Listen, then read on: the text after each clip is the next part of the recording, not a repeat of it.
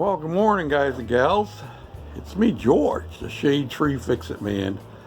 And as you can see, I've been working on arranging things again. And yep, my lift is piled up higher than ever.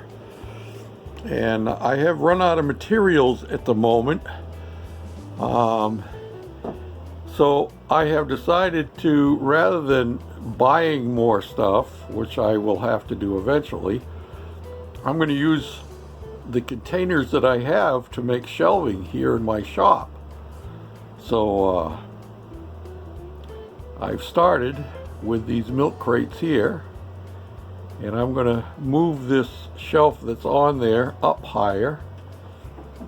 And then when we get back over here, I may actually be putting more milk crates back along the back here to gain as much storage. We do have a smaller space, and I'm going to have to be building some shelves down underneath here, and maybe fabricating some drawers as well, so that we can make the most use of our storage space that we have. So this is where I'm starting at this morning, and I'll bring you back and show you my progress. So this is a sign, such as it is, that was used to block off the entrance into my crawl space, which I'll insert a picture of the door that I put on there.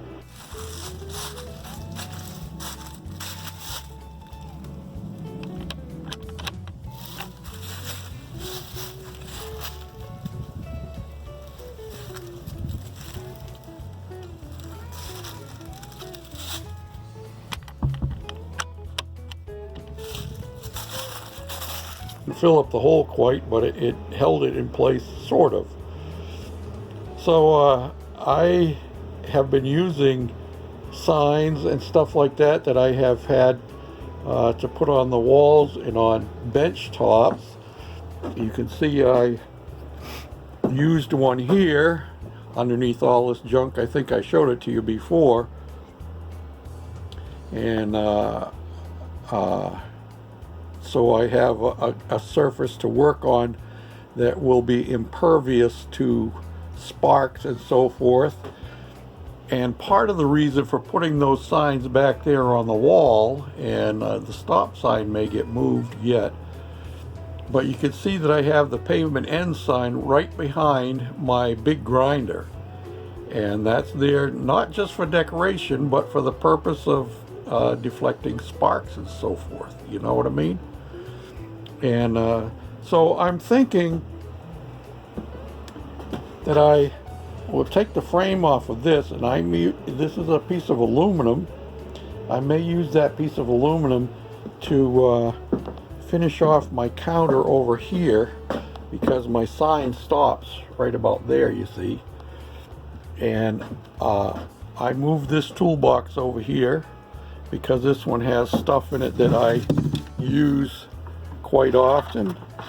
That's, you know, this kind of good stuff, all kinds of good stuff.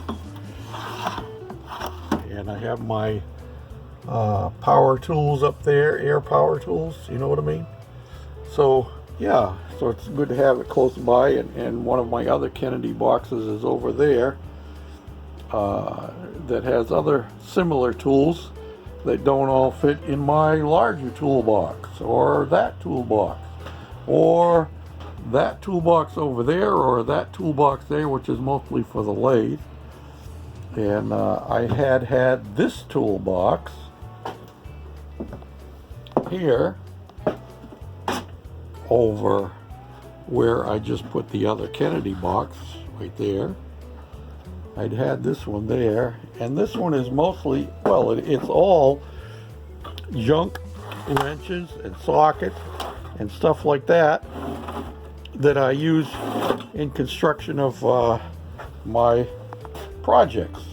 So that one doesn't get used constantly, so I think I'm going to take that one and I'll stick that one back over there in the corner where the other one had been, and that will work much, much better.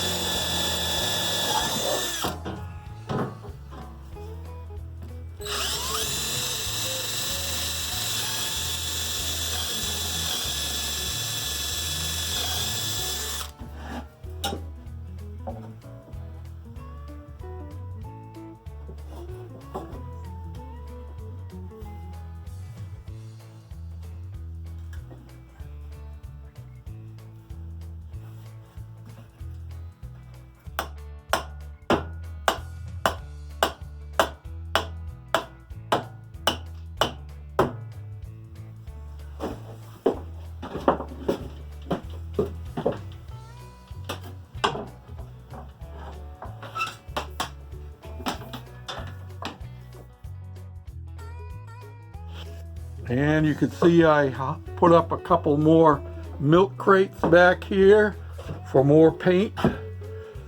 And I have them stair-stepped in there. You can see the different layers. And I put the taller stuff in the back, plus it's on a 2x4, and then in front of that is 3/4 inch stuff. And then, of course, down the front is back down to the regular level. And this one here was deeper, so it actually has 4 layers in there. So yeah, and they're not anchored down yet, but I've already been using this grinder, and I've already used that sander there, and I use this grinder here, and I use that there, and I got junk all over the place. And oh yeah, I used my drill press. I've been using all kinds of tools here, trying to get things organized and arranged, and we're getting there one step at a time. It ain't pretty. It really ain't pretty. Well, here we are back again, and we've done a little more updating in here, and I'll give you a quick spin around. You can see we have our drills all mounted over there, and some along the back like Dremel kind of tools, and our angle grinders down here, and we have our counters in place, shelving adjusted up, another shelf added over here with cleaners on it, and most importantly, we've got a lot of the junk off of my lift. And actually I am working on the lift at the moment, but I'm waiting on some parts. It seems that some of my remote control units are not functioning properly. We'll get back to that one. I'll give you an update when I get the parts in for that. And you can see how we've added some more milk crates here and over here, and I have turned this sign on edge so it's sitting up there square now for a better backsplash behind the grinder. And we have our stop sign still over there. We have moved the drill press over to here. We'll be right next to the lathe. All of these things need to be bolted down yet, but we're getting there, and we're getting things organized. You know what I'm saying?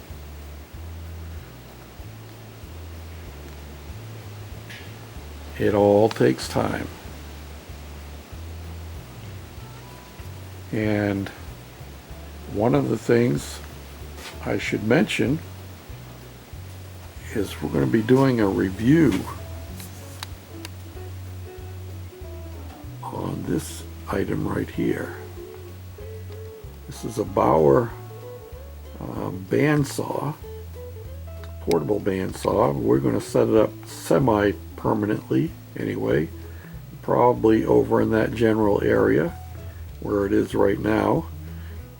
I bought this 9 months ago, maybe more than that, and when we were still in Minnesota, and I have never opened it yet. Look at that, still got the tie wrap on the handle. So I'll be doing a review on that once I get around to opening it up and setting it up. Yep. Gonna be building some shelves down underneath here, and might even be installing some doors on some of our shelving underneath. Don't you know? I don't know if I showed you before where we have our hammers hanging up here, and some other tools and so forth. Small space, so we got to utilize every little bit of space that we got. I put another shelf over here just mainly for the purpose of hanging that light fixture on it. But it makes another good place to put more chemicals. And that's right above my parts cleaner, which is being used as a catch-all at the moment. Yep. So I thought you'd like to see a little bit of an update of what's going on. And I'm hoping, well, I keep saying it. I'm hoping I'm going to get that tractor in here. That's what I'm working towards.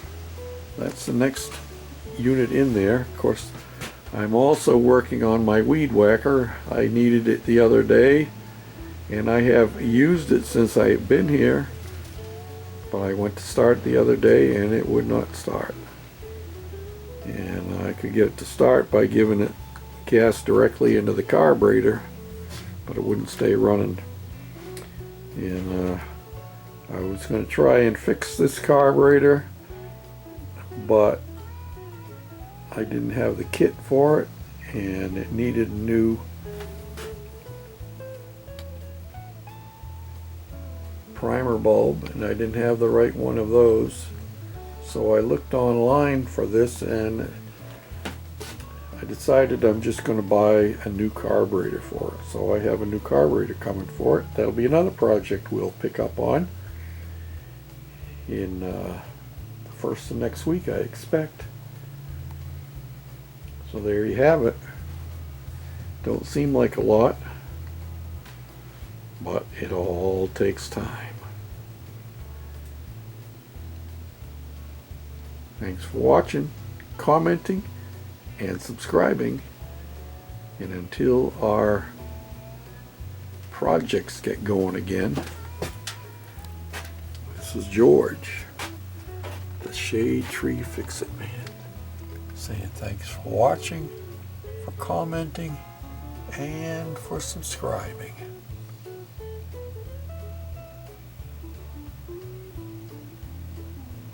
Bye for now.